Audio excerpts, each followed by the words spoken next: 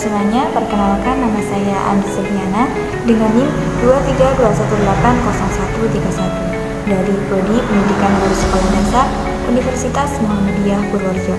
Nah, pada video kali ini saya akan membagikan tutorial membuat modul ajar pada mata pelajaran IPAS kelas 5 dengan topik transfer energi antar makhluk hidup. Nah, bagi kalian semua yang ingin tahu bagaimana sih caranya membuat modul ajar, nah video ini tuh bisa dijadikan sebagai referensi kalian. Maka jangan lupa tonton sampai akhir ya. Oke?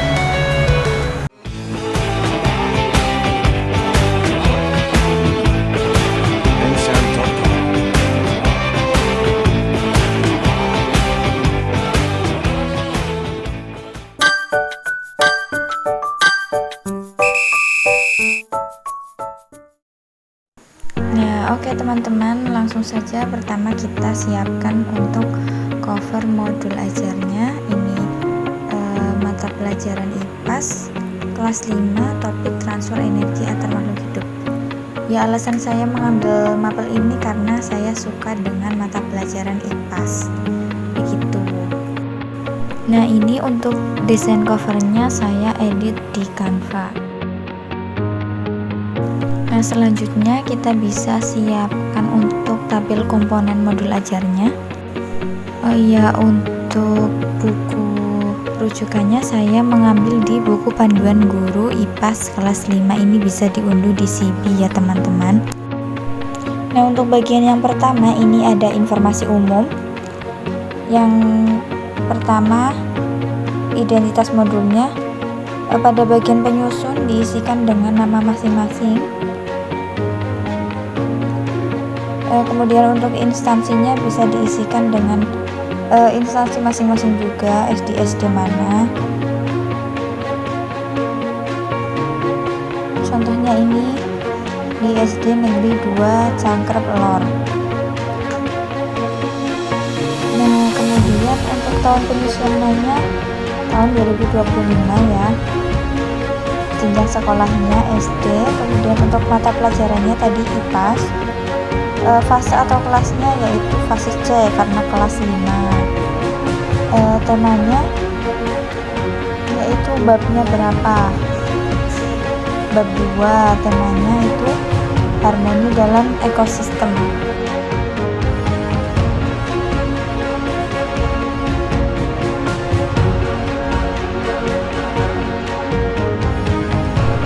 Nah, untuk topiknya ini saya mengambil topik B yaitu transfer energi antar makhluk hidup.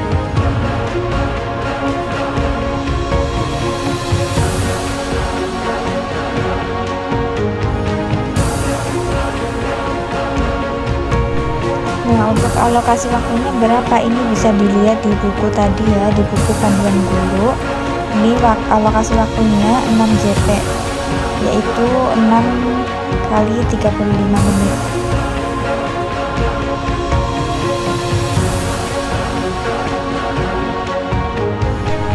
Nah, jika di bagian identitas modul sudah terisi semua, selanjutnya berpindah ke kompetensi awal. Nah, di sini itu diisi apa? Jadi di kompetensi awal ini diisikan dengan kompetensi yang sudah dicapai oleh peserta didik sebelum masuk ke topik B ini. Yang pertama ini contohnya peserta didik memahami mengenai fotosintesis. Dan untuk yang kedua, peserta didik memahami mengenai ekosistem.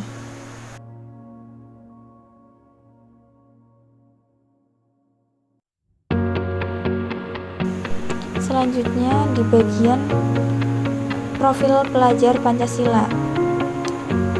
Nah, di sini itu diisikan dengan profil pelajar Pancasila yang diharapkan akan dimiliki oleh peserta didik itu apa saja. Nah, di sini saya mengambil 4 profil pelajar Pancasila. Yang pertama itu beriman, bertakwa kepada Tuhan Yang Maha Esa dan berakhlak mulia. Dan yang kedua itu kreatif, ketiga bernalar kritis, dan yang keempat gotong royong.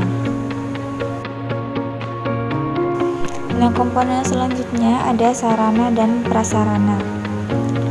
Nah, untuk sarana dan prasarana ini diisikan sesuai dengan kebutuhan ya. Semisal ini yang pertama itu ada lampu, ruang kelas yang memadai, ruang kelas yang cukup luas, LCD proyektor dan lainnya. Nah, ini ada alat bahan juga. Ini saya ambil dari buku panduan guru. Di situ nanti akan ada perlengkapan.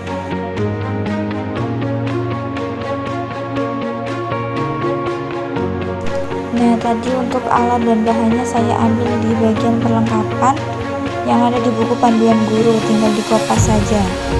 Nah, selanjutnya di bagian target peserta didik ini saya contohkan seperti ini target peserta didiknya. Bisa dilihat ya. Nah, di komponen model pembelajaran ini sangat penting ya, karena ini yang menentukan akan seperti apa pembelajaran yang akan dilaksanakan. Ini menggunakan model luring atau tatap muka.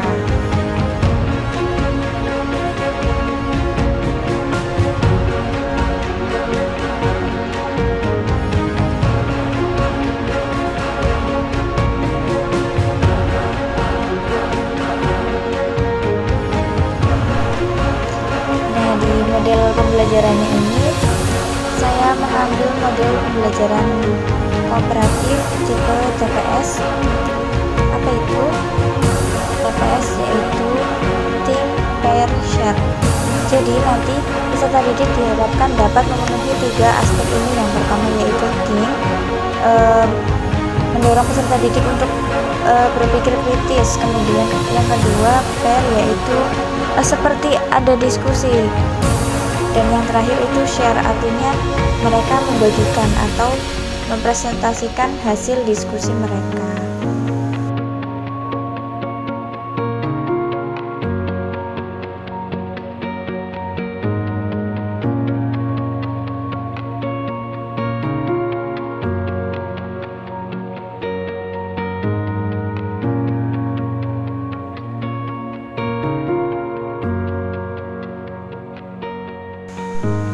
Untuk metodenya seperti apa, ini bisa diisikan nanti akan seperti apa pembelajaran yang dilaksanakan menggunakan metode diskusi, kegiatan literasi, presentasi, percobaan sederhana, itu juga boleh.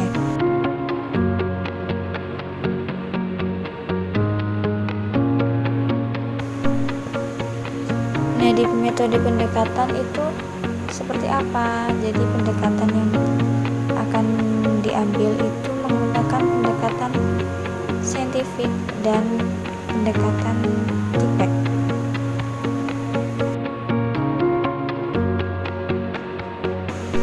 Nah, masuk di komponen inti ini, yang pertama ada tujuan kegiatan pembelajarannya. Nah, untuk bagian ini bisa diisikan dengan melihat apa yang ada di buku panduan guru, capaian pembelajarannya, elemennya, dan tujuan pembelajarannya. Tinggal copy paste saja. Tinggal di copy paste saja seperti ini tujuan pembelajarannya. Untuk komponen pemahaman bermakna ini bisa diisikan saja pemahaman apa sih yang akan dicapai peserta didik setelah pembelajaran pada topik ini. Selanjutnya mengisi pertanyaan pemantik ini bisa diambil dari buku panduan guru pada bagian pertanyaan esensial. Pada bagian kegiatan pembelajaran ini tahapan yang pertama ada eksplorasi, bisa diisikan ya seperti ini. Nah, kemudian untuk bagian pembuka bisa diisikan juga seperti kegiatan pembukaan pada umumnya. Bisa dimulai dengan salam, berdoa, mengecek presensi, penyanyi. Nah, seperti itu.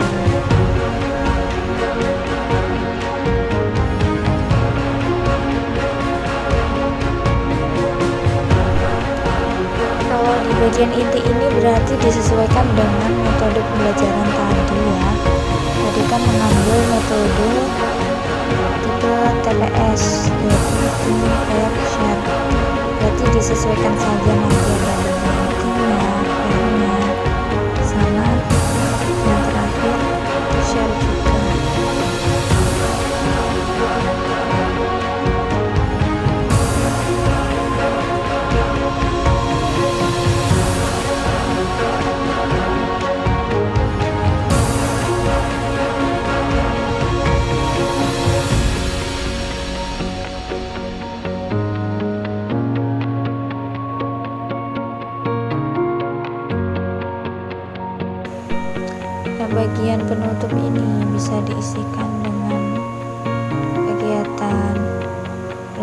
materi, memberikan soal evaluasi, pertanyaan refleksi dan pesan moral, dan yang terakhir salam dan berdoa. Untuk asesmennya bisa diisikan dengan 3 penilaian, yaitu afektif, pengetahuan, dan keterampilan. Ini saya sudah buat, tinggal kopas. Kemudian mengisikan pengayaan dan remedial juga. Dan yang terakhir, ini kita kasih identitas guru kelas sama kepala sekolah. Wah, sudah selesai semua komponennya, tinggal lampiran-lampiran. Ini bisa didesain di Canva juga lampirannya. Yang pertama itu ada lampiran materi. Ini bisa diambil di buku panduan guru juga. Saya juga mengambil dari situ. Nah, ini di buku panduan guru bisa disalin saja, kemudian dipaste nanti. Lampiran yang kedua ini ada LKPD, lembar kerja peserta didik. Nah, karena saya sudah buat, jadi saya tinggal mengcopy saja, mengcopy paste. Jadi seperti ini.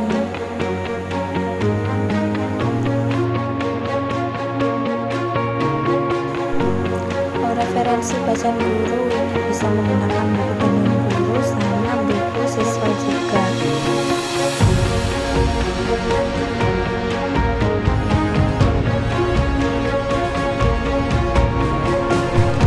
Untuk alat bahan bisa disesuaikan sama yang di atas tadi ya, ambil di buku panduan guru juga, tinggal copy paste. Nah, lampiran asesmen ini isinya lembar observasi sama rubrik penilaian dari asesmen tadi, mencakup 3 penilaian, dari penilaian afektif, kognitif, sama yang terakhir penilaian keterampilannya.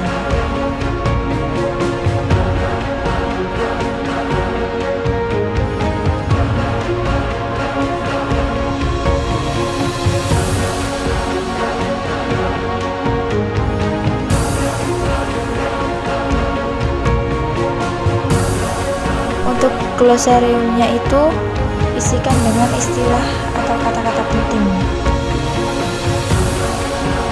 Nah, ini nih bagian yang terakhir, yaitu daftar pustaka. Daftar pustaka dari buku yang sudah dipakai tadi, dari buku panduan guru sama buku siswanya. Nah, kalau sudah terisi semua, ini bisa dilihat jadinya seperti ini untuk modul ajar yang sudah jadi ya teman-teman.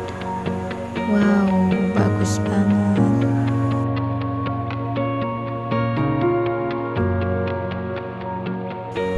Nah, mungkin cukup sekian ya video tutorial dari saya, semoga bermanfaat bagi semuanya.